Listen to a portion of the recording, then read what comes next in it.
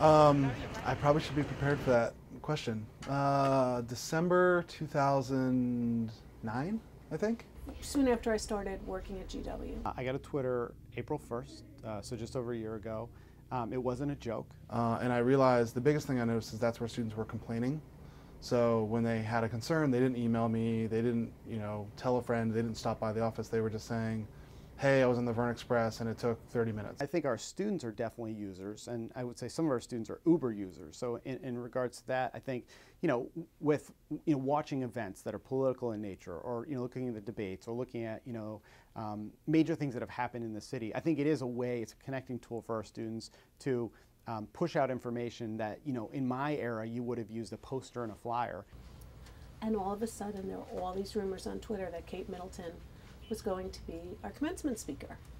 So I was like, well, I got to get on Twitter, and I got on and said, no go. She'd be great, but she's not it. Well, it's hard not to interact with GW Peter Kay, the most prolific tweeter on campus.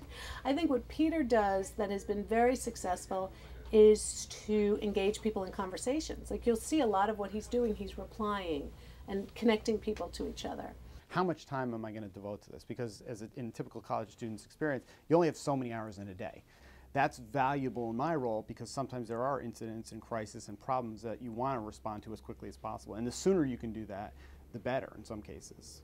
So they'll put it out there with a GW hashtag thinking, oh, it's no big deal, I'll just put this out there, I'm angry about whatever. But then they actually get a response and they're shocked because they almost think, oh, GW's not going to take care of this, so I'm just going to put it out here. Their midnight is, when they're hitting that time, the normal person might be going to bed, and they're just starting to pick up. They're studying Gelman, they're working on student organization project, they're involved in things on campus. Their lives are just on a different pace. My goal is to meet students where they are, and if they're on Twitter, I'm going to be on Twitter.